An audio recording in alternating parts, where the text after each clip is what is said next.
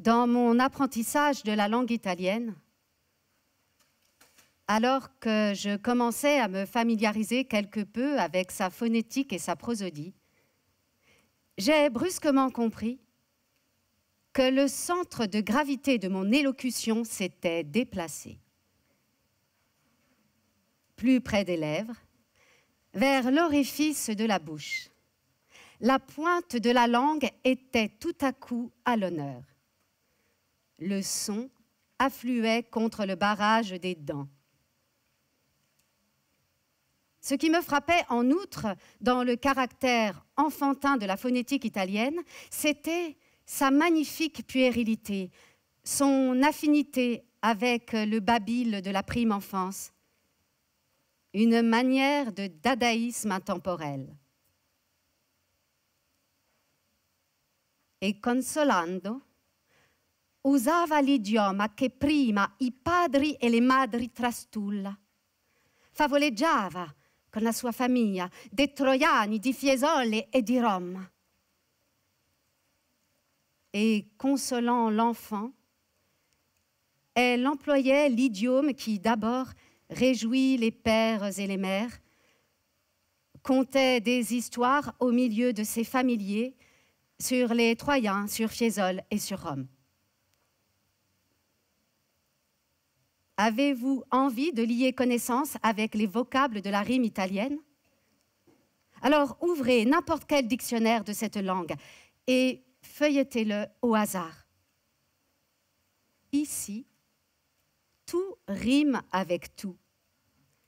Chaque mot appelle la concordanza.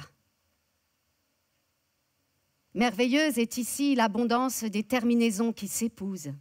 Le verbe italien prend toute sa force en finale et ne s'anime que dans sa désinence.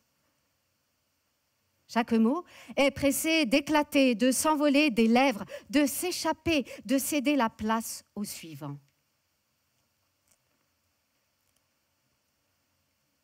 Lorsqu'il s'agit de tracer la circonférence du temps, auprès de quoi les millénaires sont moins qu'un battement de cils, Dante introduit le balbutiement enfantin dans son vocabulaire astronomique, musical, dans son langage de profin tribun, de prédicateur. L'œuvre de Dante est, avant toute autre chose, l'entrée dans l'arène internationale du parler italien contemporain en tant que système plein. La plus dadaïste des langues romanes accède à la première place dans le monde. La poésie de Dante s'approprie dans tous leurs modes les énergies connues du savoir contemporain. Sa nature profonde repose sur l'unité de la lumière, du son et de la matière. Lire Dante, c'est surtout un effort infini qui, dans la mesure où il est couronné de succès, nous éloigne du but. Si une première lecture ne provoque en nous qu'essoufflement et saine lassitude, il faut se munir, pour celles qui la suivront, d'une paire inusable de brodequins de montagne à semelles cloutées. Ce n'est pas plaisanterie de ma part si je me pose la question de savoir combien de semelles Alighieri a usé, combien de chaussures en peau de bœuf, combien de sandales. Tout le temps qu'a duré son travail poétique en cheminant sur les sentiers de chèvres de l'Italie. L'enfer, et plus particulièrement le purgatoire, célèbre la foulée de l'homme, l'échelle et le rythme des pas, la plante du pied et sa forme. Le pas, conjugué au souffle, saturé de pensée, Dante voit en lui comme la source de sa prosodie. Le pied du vers, inspiration et expiration, c'est le pas. Un pas qui déduit, qui veille, qui syllogise. Ainsi donc, rimer en italien serait un jeu d'enfant, comme les premiers balbutiements dans sa langue maternelle. Vous me direz qu'en russe, c'est beaucoup plus difficile, évidemment. Celui que l'on vient d'entendre, c'est un grand poète russe, Ossip Mandelstam. Son essai sur Dante est peut-être le plus perçant des textes sur l'élan dantesque, parce qu'il est le plus gai et le plus désespéré. Lorsqu'il l'écrit en 1933, il a bien des raisons de considérer la comédie comme, je cite, le pamphlet politique le plus important de son temps. Son temps, entendez, pas celui de Dante, mais celui de qui le lit, ou plus exactement, ce temps qui se lit de l'un à l'autre. Mandelstam lisait Dante en tremblant, à la manière de ces délicieuses horreurs qu'on se marmonne avec contentement, comme remède contre l'insomnie, quand on se retourne d'un flanc sur l'autre dans son lit. Vous voyez, on retrouve l'enfance. Alors ne la quittons pas. Suivons les pas de Dante, enfant. Tel est le principe de cette soirée. Se laisser aller au rythme de la foulée poétique de Dante, le lire, le parcourir, et prêter l'oreille à cette politique d'un parler commun pour que la langue souveraine et maternelle renaisse sous nos pas. On commence? Alors nous sommes à Florence, au printemps 1274. Dante Alighieri a 9 ans. Il voit Béatrice, qui a 1 an de moins, dans une petite robe rouge sang. Son cœur en est immédiatement transpercé. Or, ce commencement est un recommencement, une vita nuova. Un jour, il advint que la très gentille prit place en un lieu où l'on écoutait des paroles sur la reine de gloire. C'est elle, Béatrice. Elle est dans l'église de sa paroisse où l'on prêche sur la Vierge Marie. Et moi, d'où j'étais, je voyais ma béatitude. Et entre elle et moi, en ligne droite, était assise une noble dame de très agréable aspect, laquelle me regardait souvent, étonnée de la fixité de mes regards qui semblaient s'arrêter sur elle. Aussi, nombreux furent ceux qui s'aperçurent qu'elle me regardait. On y fit même si grande attention que lorsque je quittais ma place, j'entendis qu'on disait de moi « Vois combien cette dame ravage son corps !» Et comme on la nommait, je sus qu'on parlait de celle qui s'était trouvée sur la ligne droite qui partait de la très gentille Béatrice et finissait en mes yeux. Alors je fus rassurée, certain que mes regards, ce jour-là, n'avaient livré mon secret à personne. Et aussitôt, je pensais faire de cette gentille dame un bouclier contre la vérité. Et j'en fis telle montre en peu de temps que la plupart des personnes qui parlaient de moi croyaient connaître mon secret.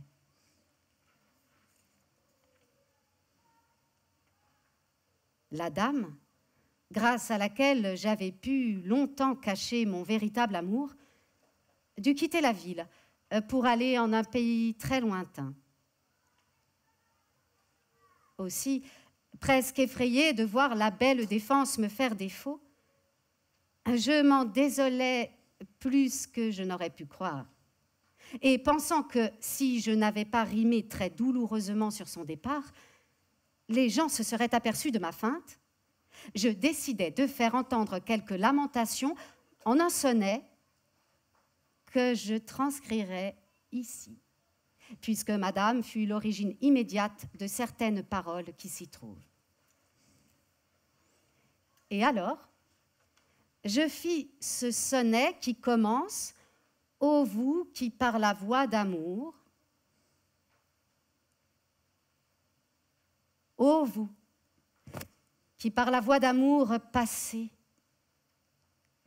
arrêtez-vous et regardez, s'il peut être douleur plus lourde que la mienne. Je vous prie seulement de vouloir m'écouter et puis vous jugerez si, de tous les tourments, ne suis demeure et clé. Amour, non certes pour mon peu de bonté, mais par générosité, m'avait mis en si suave et douce vie que derrière moi, souvent, j'entendais dire « Dieu, mais quels sont les mérites qui font son cœur si joyeux ?» Maintenant, j'ai perdu cette allègre assurance que me donnait mon amoureux trésor, et je demeure si misérable que je redoute de rimer. Aussi, pour faire comme ceux qui, par honte, cachent leur misère, au dehors, je feins allégresse, mais au fond de mon cœur, je suis rongée de pleurs. Ce sonnet a deux parties principales. En la première, j'entends appeler les fidèles d'amour avec ces paroles du prophète Jérémie. « O vos omnes qui transitis per viam, attendite, videte, si es dolor sicut dolor meus. » Et je les prie de daigner m'entendre. Et dans la seconde partie, je dis où amour m'avait placé, mais en un autre sens que ne le font entendre le début et la fin du sonnet, et je dis ce que j'ai perdu. La seconde partie commence par « Amour, non, certes ». Oui, alors, comme toujours, c'est d'abord une affaire de nom. Car Dante partage avec quelques très rares auteurs, Machiavel, Kafka, le douteux privilège de baptiser de son patronyme une angoisse universelle. Dante Alighieri. Qu'est-ce qui se joue dans ce nom? Quelle musique, quelle énigme? Qu'est-ce qui passe en lui? Qu'est-ce qui s'y fige? Au complet, Dante Alighieri, ce nom n'apparaît que très rarement dans les registres de la ville de Florence. Le patronyme Alighieri n'est pas courant.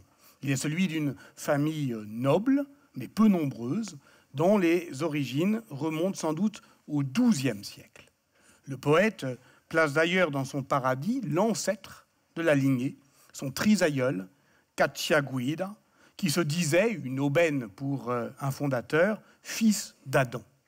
L'y retrouver en paradis déclenche ce bouleversant cri du cœur. « Ô mon feuillage qui m'a réjoui, dans la seule attente je fus ta racine. » Quant à son prénom, Dante, il le reçut le jour de son baptême, le 26 mars 1266, mais Dante n'est que le diminutif de Durante, celui qui dure ou qui endure. Un nom prédestiné, en somme, pour l'homme qui fit du chant de son exil une poésie éternelle. Oui, mais quelques années après sa mort, on racontait dans Florence une autre histoire. La voici. C'est l'histoire de Bella, sa mère chérie, qui lui avait été enlevée alors qu'il avait 10 ans. Elle le vit en rêve avant de le mettre au monde. Et à peine né, l'enfant se met debout. Et voyez, il se fait berger pour donner en pâture à ceux qu'il guide l'eau de la source et les baies de l'arbre d'Apollon dont il s'est repu. Bella lui offre alors le nom s'imposant au génie qui s'enfante lui-même, Dante, celui qui donne. Voilà. Dante est celui qui se donne à lui-même son propre nom pour qu'il dure et qu'il endure. Dans la Vita Nuova, qu'il appelle le livre de ma mémoire, dont vous avez entendu un extrait, et qu'il compose vers 1292, il a alors, disons, 26 ans, on lit ceci. « Lorsqu'à mes yeux parut pour la première fois la glorieuse dame de ma pensée, laquelle fut appelée Béatrice par bien des gens qui ne savaient pas ce que c'est que donner un nom. » Pourquoi ne le savent-ils pas? Parce qu'ils ne savent pas ce qui se cache derrière un nom. Ils ne savent pas que le nom fait écran. Et voilà pourtant ce que comprend immédiatement Dante quand une intruse se place exactement entre Béatrice et lui. Et voilà pourquoi il décide de faire de cette gentille dame un bouclier, schermo, contre la vérité. Alors voilà, Dante est ce jeune homme bien né, fiévreux, violent. Il est doué, il est désœuvré. Comme il n'est pas seul dans cette situation, il chasse en meute. Il a une bande autour de lui, une brigata qui rivalise d'inventivité, d'audace dans le maniement du dolce stil nuovo. Et ses compagnons sont poètes, juristes, médecins, philosophes. J'allais dire indifféremment. Dante écrit son premier sonnet en 1283. Il se bat dans les rues. Et c'est tout comme, car il considère que ses vers sont ses armes. Mais son principal coup de force, stupéfiant, vous l'avez entendu, c'est de se faire le commentateur de sa propre poésie, comme si elle était, oui, un texte sacré que l'on pouvait gloser. Telle est la Vita Nuova, un recueil de poèmes qui exalte à la fois le nom de Dante et celui de Béatrice, qui fait le récit de sa vocation poétique, qui est aussi sa saison en enfer.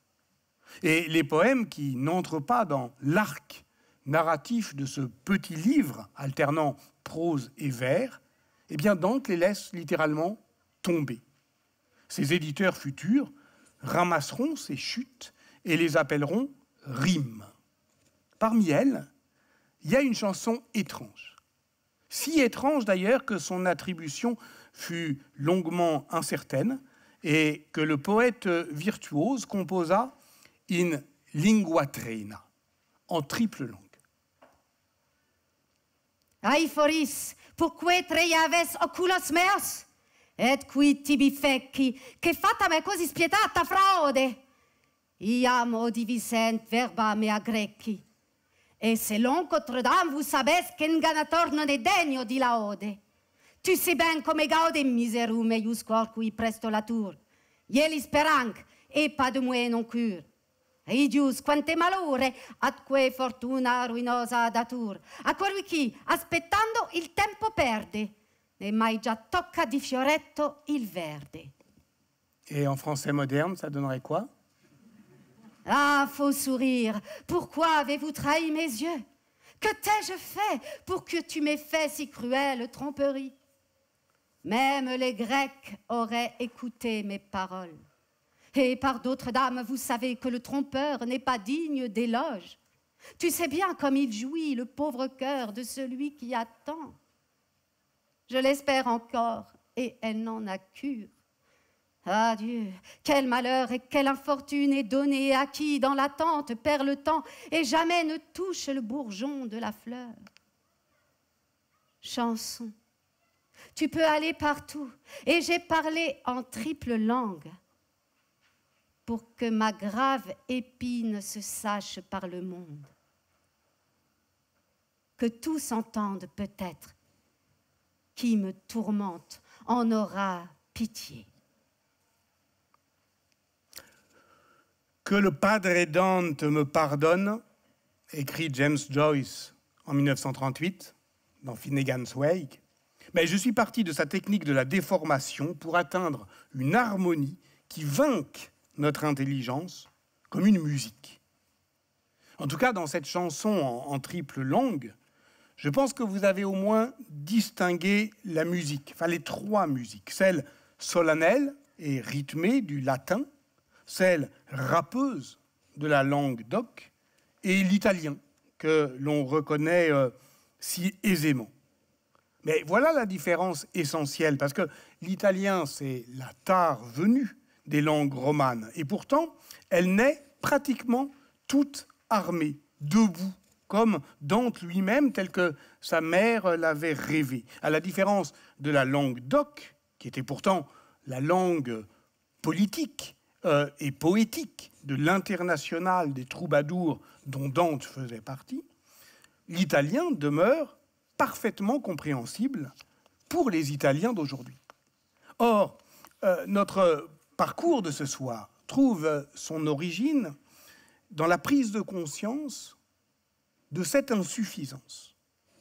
Au-delà de la diglossie latin-languedoc, il faut à Dante inventer ce qu'il appelle un vulgaire illustre, de manière à ce que la langue italienne soit à même d'affronter tous les arts de lire et tous les registres poétiques, depuis le tragique sublime du paradis jusqu'au parler abject de l'enfer, en passant par cette langue, disons, à hauteur d'homme, du purgatoire.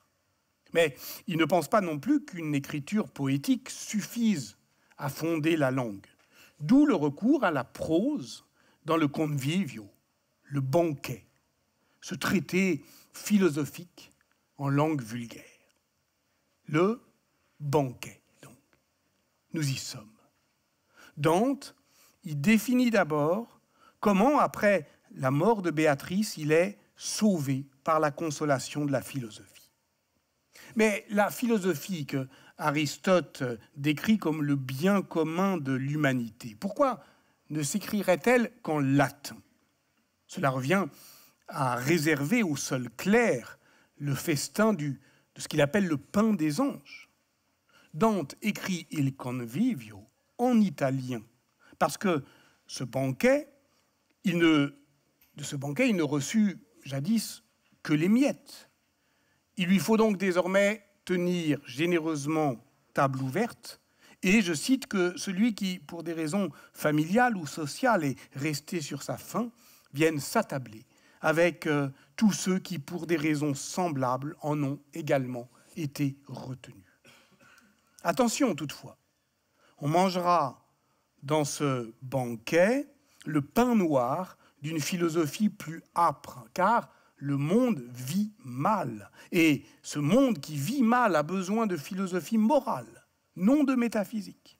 Ainsi, Dante ne se contente-t-il pas de vulgariser la philosophie, mais il en renverse l'ordre hiérarchique, il place la raison pratique au sommet de la connaissance, qui est la tâche collective de l'humanité. Car c'est, au fond, l'intuition la plus bouleversante, la plus éblouissante, la plus renversante du poète.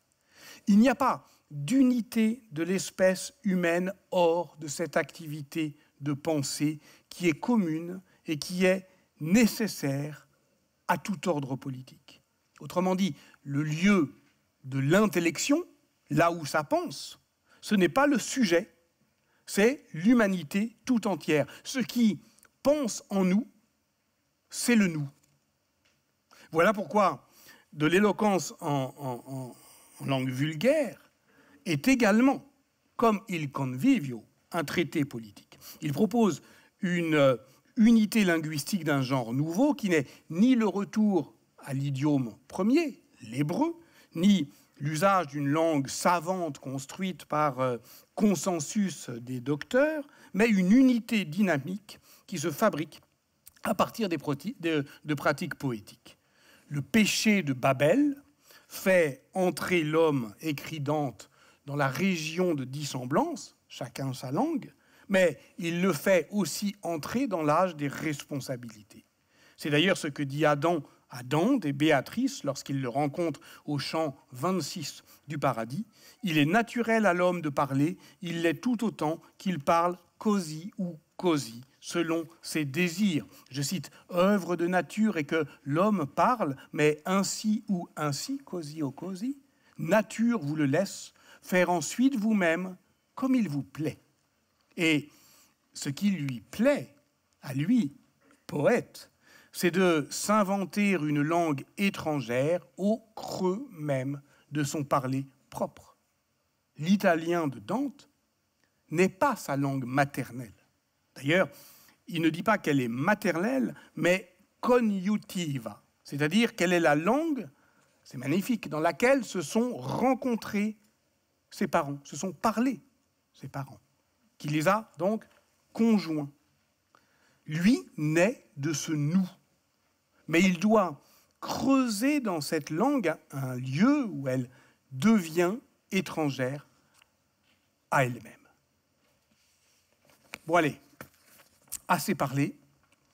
Commençons par nous attabler tous ensemble au banquet où l'on mange le pain des anges. Oui, oui, allez, assez parlé.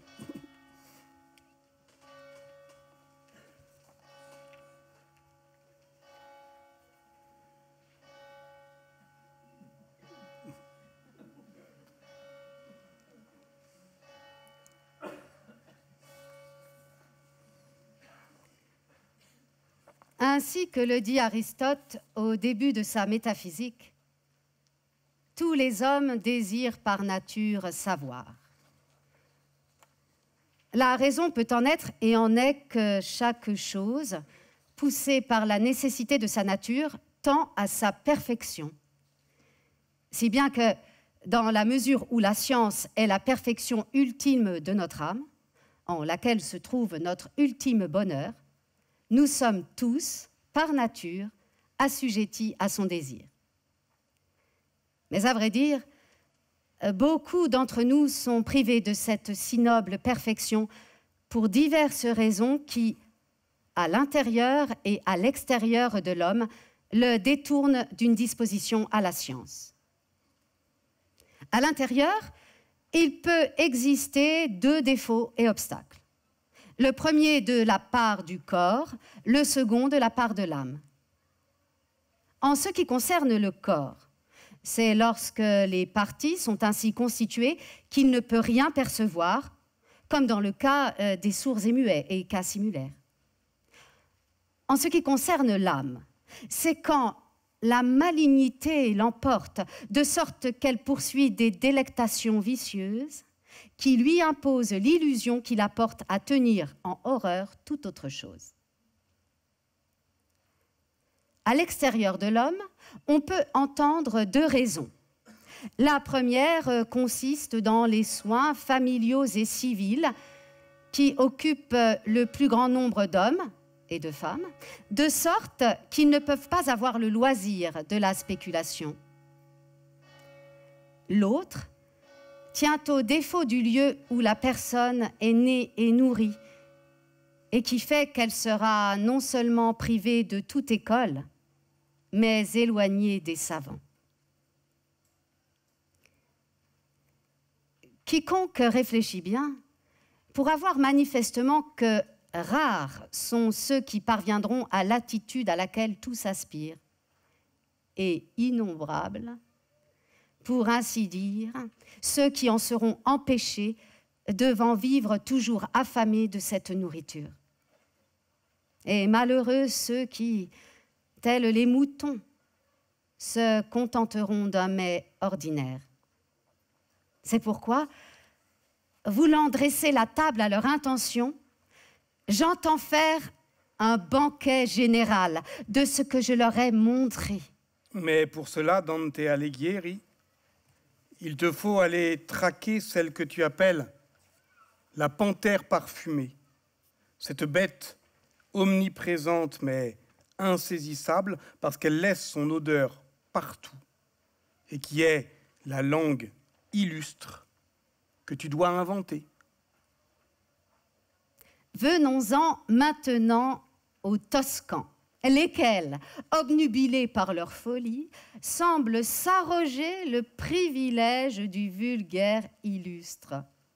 Et ce n'est pas seulement la plèbe qui soutient cette sotte prétention, mais plusieurs hommes célèbres ont été aussi du même avis, comme Gittone d'Arezzo, qui ne pratiqua jamais le vulgaire courtois, c'est-à-dire celui qui est digne de la cour, ou encore Bonaggiunta de Lucques, Gallo de Pise, Mino Moccato de Sienne, Brunetto Florentin, dont les poèmes se révéleront, à y regarder de près, d'un niveau non courtois, mais seulement municipal. Bien que presque tous les Toscans soient hébétés par leur horrible parler, nous pensons que quelques-uns ont connu l'excellence du vulgaire, comme Guido, Lapo et un autre, tous florentins, et Cino de Pistoia. Donc, si nous examinons les parlers toscans et tenons compte du fait que les personnalités les plus honorées s'en sont écartées, il n'y a pas de doute que le vulgaire que nous sommes en train de chercher n'est pas celui auquel peut atteindre le peuple des Toscans. Franchissons maintenant la crête riche en forêts de l'Apennin pour explorer attentivement, comme nous avons l'habitude de le faire, le côté gauche de l'Italie, en partant de l'Est. Entrons donc par la Romagne dans cette partie de l'Italie où nous constatons la présence de deux vulgaires qui se caractérisent par des convergences se contredisant l'une l'autre. L'un d'entre eux semble tellement féminin à cause de la souplesse de ses mots et de sa prononciation qu'un homme, eût-il une voix virile, serait pris pour une femme. C'est le propre de tous les habitants de la Romagne. Ils disent « Deusi » pour affirmer, et « Oclomeo » et « Corada mea » s'ils veulent flatter quelqu'un. Nous avons toutefois appris que certains d'entre eux, tels Tommaso et Ugolino Bozzuola, tous deux de Faenza, en composant des poèmes, se sont écartés de ce vulgaire. Il y a aussi, comme nous l'avons dit, l'autre vulgaire, lui tellement piquant et hérissé que par sa grossière âpreté, non seulement il dénature toute femme qui le parle, mais fait en sorte que tu la prendrais pour un homme. C'est le cas de tous ceux qui disent « Magara », à savoir les habitants de Brescia, de Vérone, de Vicence. Citons aussi les Trévisans, qui, alors, à la manière des gens de Brescia et environ, prononcent le V comme un F en tronquant les mots par apocope. Par exemple, neuf au lieu de nove et vif au lieu de vivo, habitude très barbare que nous réprouvons. Quand il écrit le De Vulgari Eloquentia, donc entre 1303 et 1304, cela fait 2 ans que Dante a été banni de Florence. Sa rancœur vis-à-vis des Florentins et de leur langue vient aussi de là. Que s'est-il passé? Dante fut victime de la polarisation du jeu politique italien. Il s'était enhardi à défendre des positions de plus en plus tranchées contre la violence des Magna, contre l'intervention de Boniface VIII dans les affaires toscanes, contre les prétentions financières de Charles de Valois, qui apparaît désormais clairement comme l'homme du pape à Florence. Or, le pape a engagé un combat politique qui dépasse de beaucoup la cité toscane, puisqu'il s'agit d'imposer à l'Italie, mais aussi à tous les royaumes, et notamment au royaume de France de Philippe le Bel, une forme brutale et inouïe d'absolutisme pontifical. La lutte contre ce projet théocratique, qui consiste, pour faire bref, à confondre les pouvoirs temporels du pape avec son autorité spirituelle, fut le grand combat de Dante. Donc, quand on dit que ce sont des affaires embrouillées de noir et de blanc, en fait, c'est très clair. Il a un combat qui est un combat contre l'absolutisme pontifical. Et cela l'amène notamment, dans son livre De Monarchia, à défendre les droits de l'empereur, qui est évidemment le grand rival du pape en Italie. Mais tout cela, au fond, ce n'est que de la politique. Et le destin d'un exilé, c'est aussi de négocier les conditions de son retour. Nous sommes en 1315, sa réputation est immense, on lui propose de revenir. C'est peut-être l'occasion de revoir son cher Saint Jean, comme il appelle le baptistère, San Giovanni, où il fut baptisé. Que va-t-il répondre? Lettre à un jeune Florentin.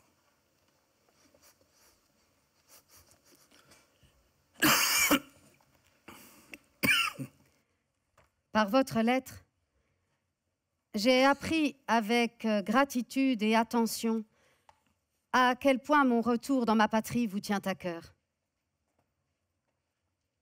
Vous m'avez d'autant plus obligé qu'il est rare que les exilés trouvent des amis. Toutefois, je vous prie cordialement de bien vouloir soumettre ma réponse à l'examen de votre sagesse.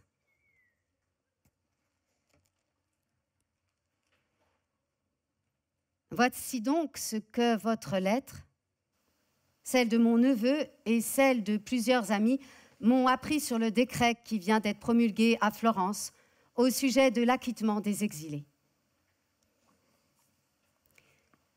Si j'acceptais de verser une certaine somme d'argent et de me soumettre à la honte de l'offrande, je pourrais être acquitté et rentrer immédiatement.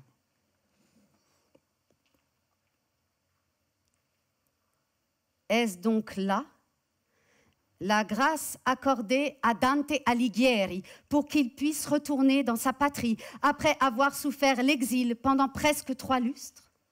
Est-ce donc là la récompense d'une innocence qui est évidente à tout le monde, la récompense de tant de travail, de tant de temps consacré aux études?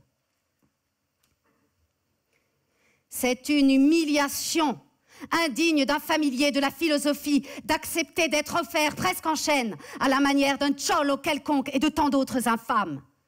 C'est indigne d'un homme qui prêche la justice et qui a été victime de l'injustice, de récompenser avec de l'argent les auteurs de l'injustice comme si c'étaient des bienfaiteurs. Non. La voie du retour dans la patrie n'est pas celle-là.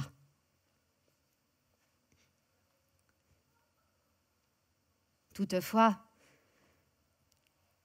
si par votre intermédiaire ou par celui de quelqu'un d'autre, on peut trouver une autre voie qui ne porte pas préjudice à la renommée et à l'honneur de Dante, je l'emprunterai.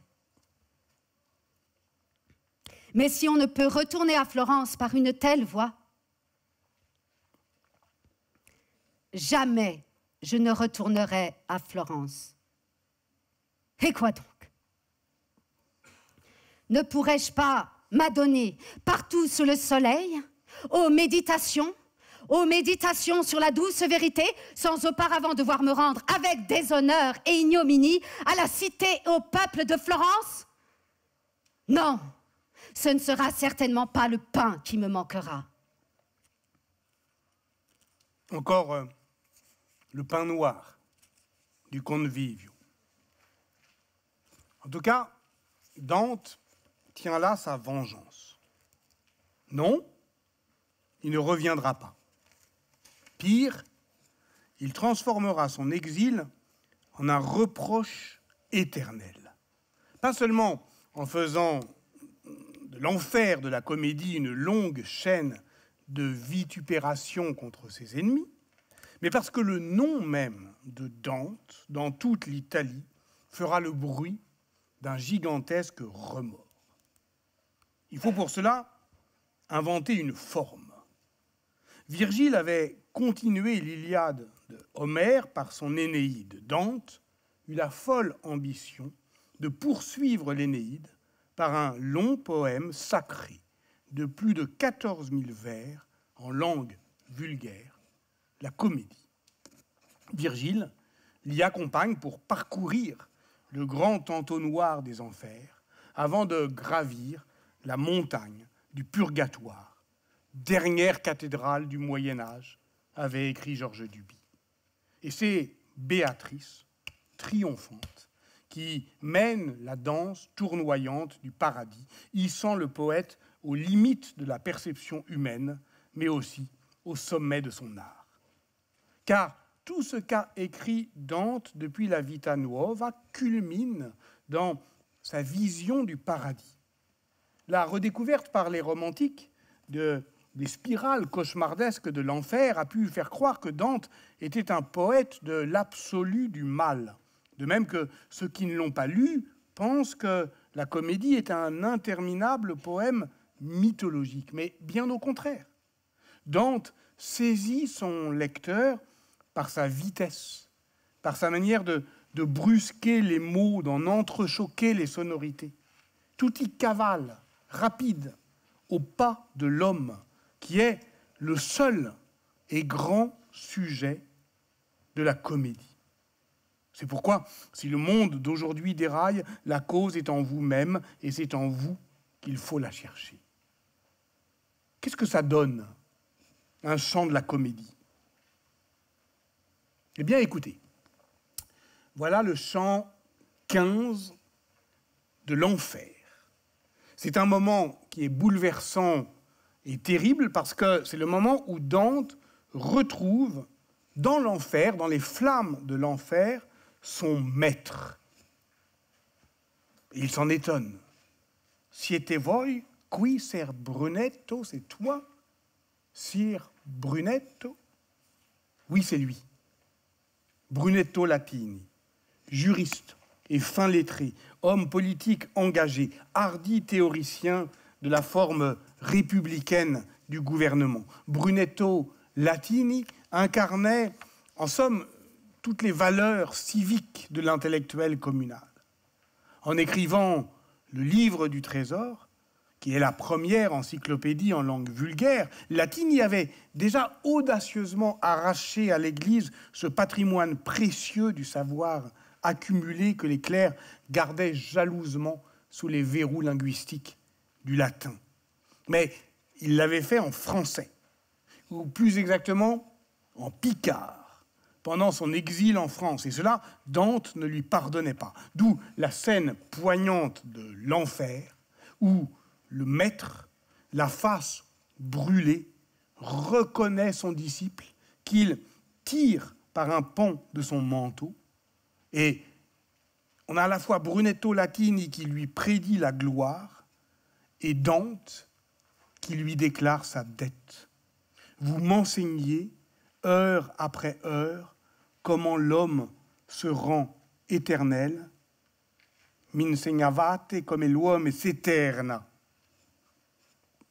C'est l'un des plus célèbres vers de la comédie, où par un néologisme fulgurant, qui est comme le noyau dur de l'humanisme, Dante, sous une pluie de feu.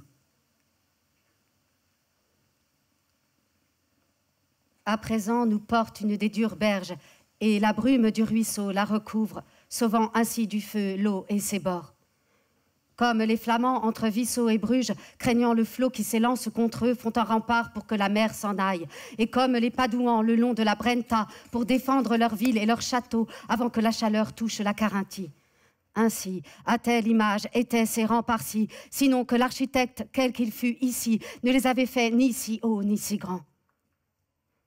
Nous étions déjà si loin de la forêt que je n'aurais pu voir où elle était en me retournant vers l'arrière, quand nous rencontrâmes une foule d'ombres qui s'en venaient près de la rive, et chacune nous regardait, ainsi que font le soir ceux qui se croisent à la nouvelle lune.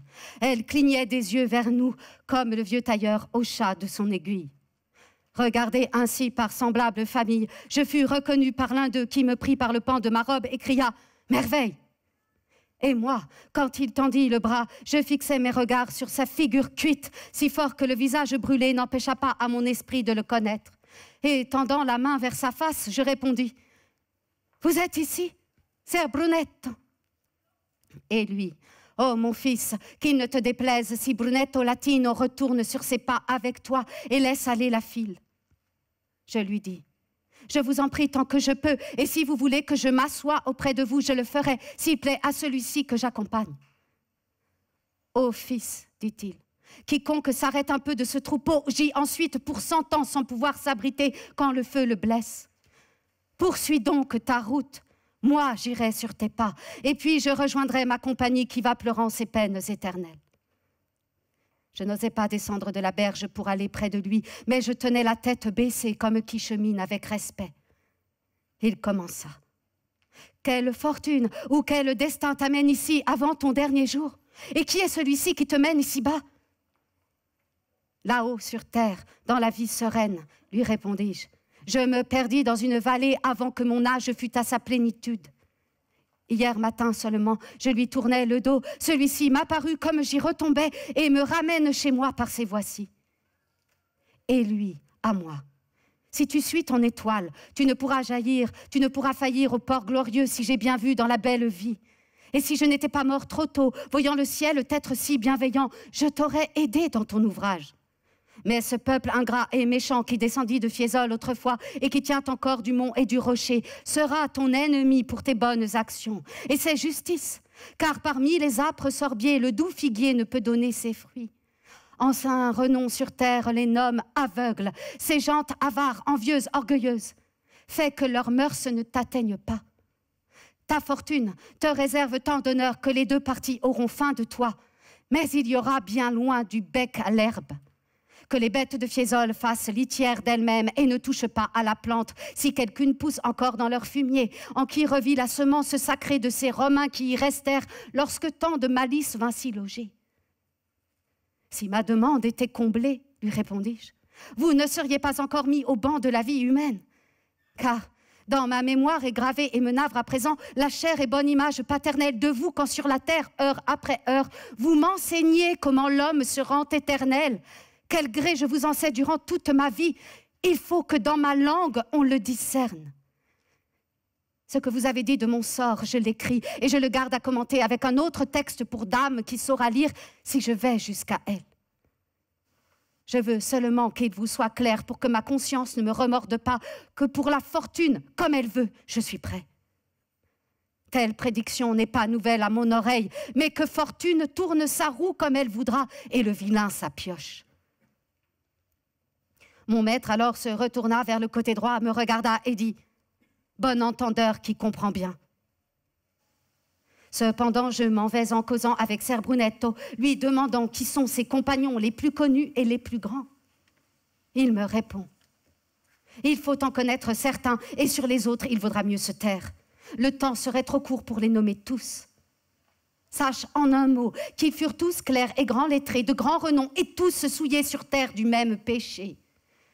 Priscien s'en va avec cette pauvre troupe et avec Francesco da Corso, et tu pourrais y voir, si tu avais envie d'une pareille teigne, celui qui par le serviteur des serviteurs fut transporté d'Arno en Bacchione, où il laissa ses nerfs trop mal tendus. Je parlerais encore, mais je ne puis aller ni parler longuement. Là-bas, je vois déjà une fumée nouvelle surgir du sable. Avec ceux qui arrivent, je ne puis me trouver. Je te recommande mon trésor, en qui je vis encore. Et ne demande pas davantage. » Puis il se retourna et parut l'un de ceux qui, à Vérone, par la campagne, courent le drap vert. Et parmi eux, il sembla celui qui gagne et non celui qui perd. Ça, c'est un chant entier, d'une seule foulée, qui se lie ou se parcourt ainsi, en une laisse. Et la comédie, c'est 3 fois, 26 fois ça. Et ça monte, ça monte. Et puis au fur et à mesure que l'on s'approche du paradis, le langage s'électrise, grésille, crépite. Il est au bord de se détruire. On y arrive, on y est presque. Ma parole désormais sera plus courte. Ma parole désormais sera plus courte, même au regard de ce dont j'ai mémoire que d'un enfant qui baigne encore la langue au sein. Non pas que plus d'une seule apparence fût enclose dans la lumière que je voyais, car elle est toujours telle qu'elle était alors. Mais pour la vue qui gagnait en valeur, en moi qui regardais, une seule apparence, tandis que je changeais, pour moi se transmuait. Dans la profonde et claire subsistance de la haute lumière, 3 cercles m'apparurent, de 3 couleurs et de grandeur uniques. Et l'un par l'autre, iris en iris, paraissait réfléchi. Et le 3e semblait un feu qui d'ici et de là pareillement respire. Oh, comme le dire est faible et qu'il est court à ma pensée, si court devant ce que j'écris, que dire peu ne suffit pas.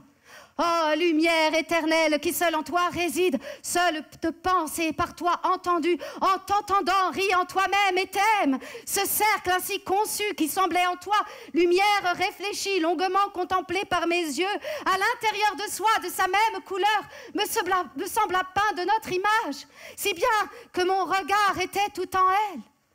Qual è il geometra che tutto s'asfigge per misurare lo cerchio e non ritrova, pensando quel principio onde l'indige. Tal era io a quella vista nova. Veder voleva come si convene, l'imago al cerchio e come vi si indova. Tel est le géomètre attaché tout entier à mesurer le cercle et qui ne peut trouver en pensant le principe qui manque. Tel j'étais moi-même à cette vue nouvelle. Je voulais voir comment se joint l'image au cercle, comment elle s'y noue, l'imago al cerchio e come vi si indova. Mais pour ce vol, mon aile était trop faible, sinon qu'alors mon esprit fut frappé par un éclair qui vint à son désir. Ici, la haute fantaisie perdit toute puissance. Mais déjà, il tournait mon désir et vouloir tout comme roue également pousser l'amour qui meut le soleil et les autres étoiles, l'amor che muove il sole e l'altre stelle.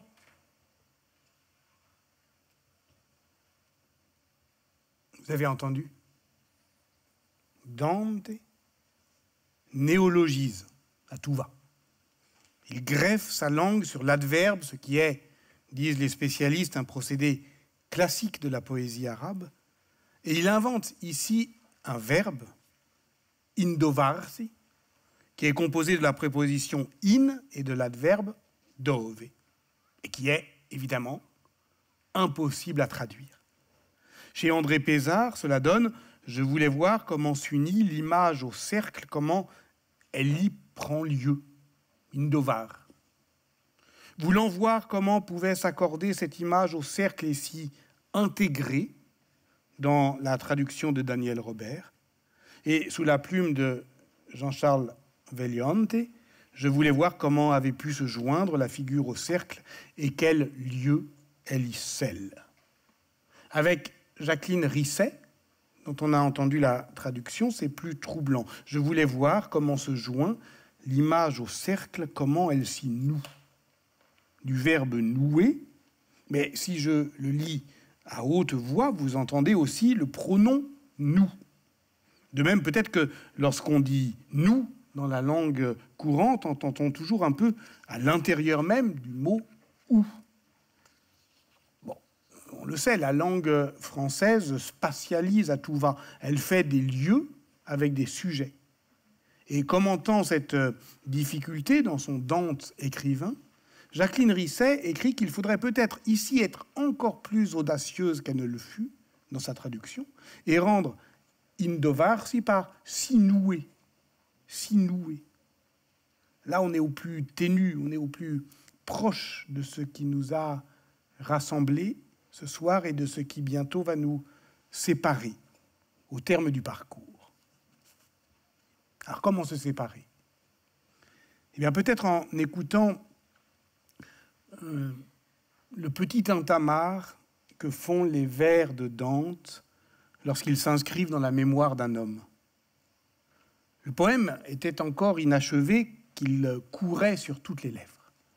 En 1317, un notaire de San Gimignano copiait sur la page de garde de son registre 3 vers de l'enfer. Et lorsqu'il s'agissait de conclure un contrat de mariage, c'est encore le chant de Dante qui lui vient à l'esprit. 1317. Donc, le poème n'est pas terminé, Dante ne l'a pas publié, et déjà, on commence en Italie à le chanter. Mais si la rime italienne est enfantine comme le pensait Mandelstam, alors on devrait pouvoir s'en souvenir aisément. Mais ce n'est pas tout à fait le cas. Il est un texte de Primo Levi qui dit exactement ce que c'est que citer de mémoire. Alors les vers s'enchaînent, mais certains manquent.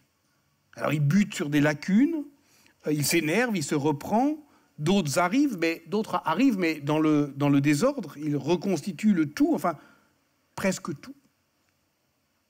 Car ça commence toujours avant, et il finit toujours par manquer quelque chose.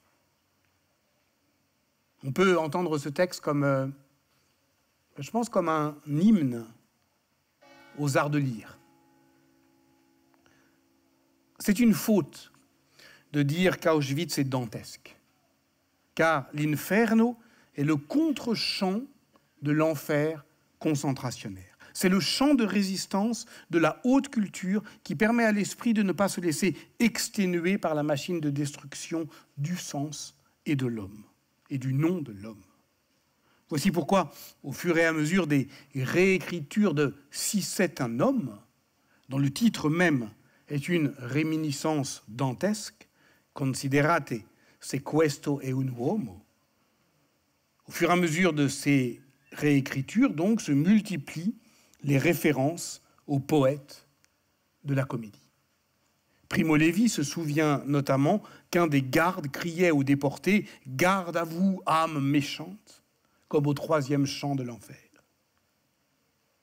Je le cite, « Nous étions 6 à récurer l'intérieur d'une citerne souterraine. La lumière du jour ne nous parvenait qu'à travers les 3 portillons d'accès. C'était un travail de luxe car personne ne nous surveillait, mais il faisait froid et humide. La poussière de rouille nous brûlait les yeux et nous faisait dans la bouche et la gorge comme un goût de sang. » Ainsi débute le chapitre de « Si c'est un homme » intitulé « Le chant d'Ulysse ».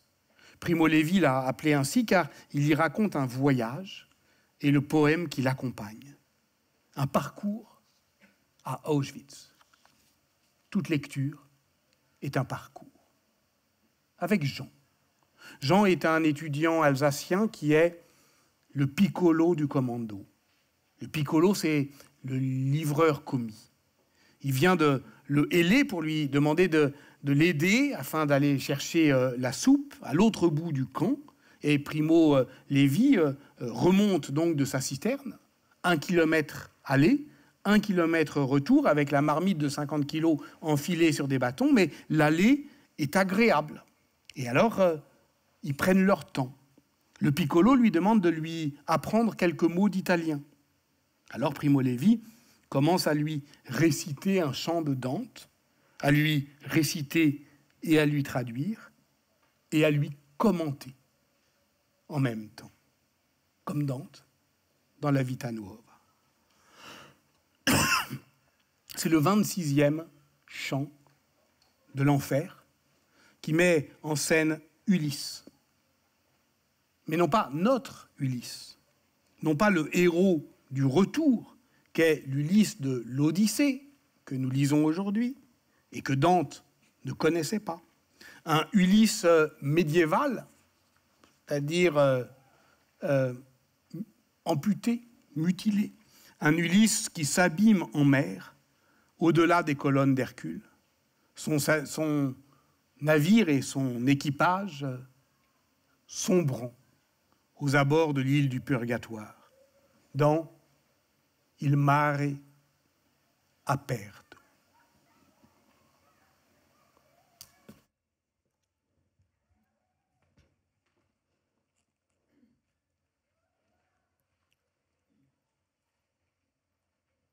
Le chant d'Ulysse.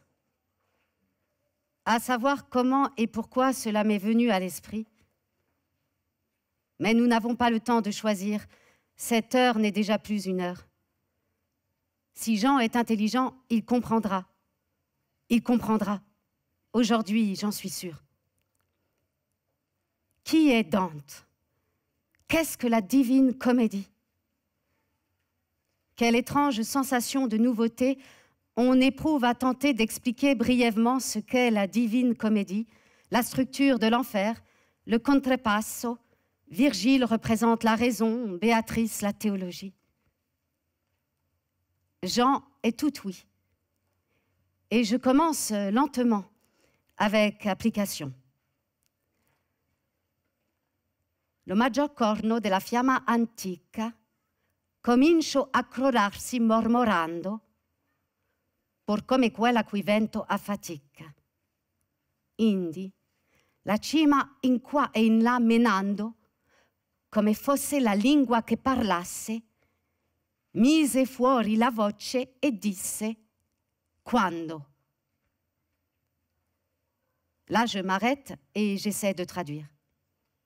Un désastre. Pauvre Dante et pauvre français. Tout de même, l'expérience ne s'annonce pas trop mal. Jean admire la bizarre similitude de la langue et me suggère le terme approprié pour rendre antica.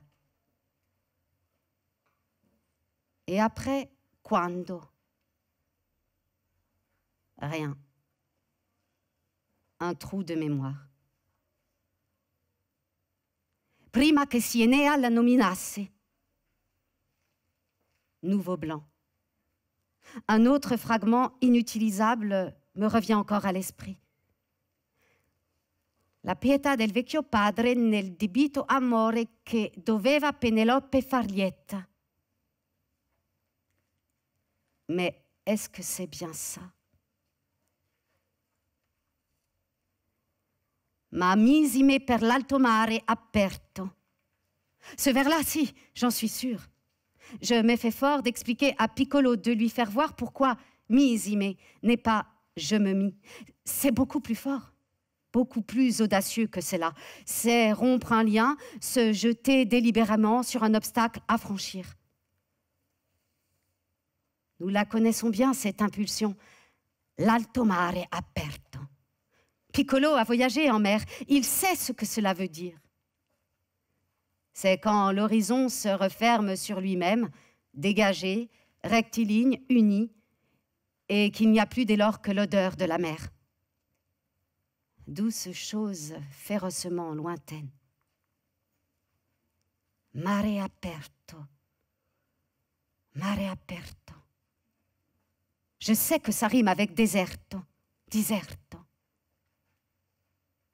Quella compagna picciola, da quando non fui diserto. Mais je ne me rappelle plus si ça vient avant ou après. Et puis, le voyage, le téméraire voyage au-delà des colonnes d'Hercule. Que c'est triste. Je suis obligée de le raconter en prose. Un sacrilège. Je n'en ai sauvé qu'un vers, mais qui mérite qu'on s'y arrête. Accio che l'uomo può oltre non si metta. Accio che l'uomo può oltre non si metta. Si metta. Il fallait que je vienne au lagueur pour m'apercevoir que c'est les mêmes tours que tout à l'heure, et misime. Mais je n'en parle pas à Jean. Je ne suis pas sûre que ce soit une remarque importante. Il y aurait tant d'autres choses à dire. Et le soleil est déjà haut, midi approche. Je suis pressée, furieusement pressée. Mais j'y suis. Attention, Piccolo, ouvre grand tes oreilles et ton esprit. J'ai besoin que tu comprennes.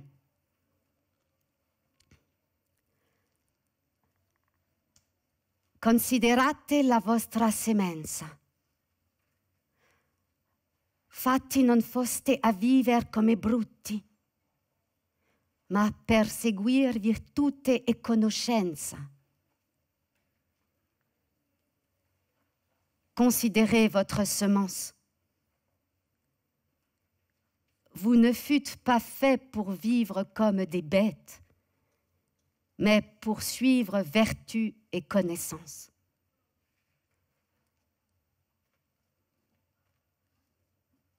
Et c'est comme si moi aussi, j'entendais ces paroles pour la première fois. Comme une sonnerie de trompette, comme la voix de Dieu. l'espace d'un instant, j'ai oublié qui je suis et où je suis.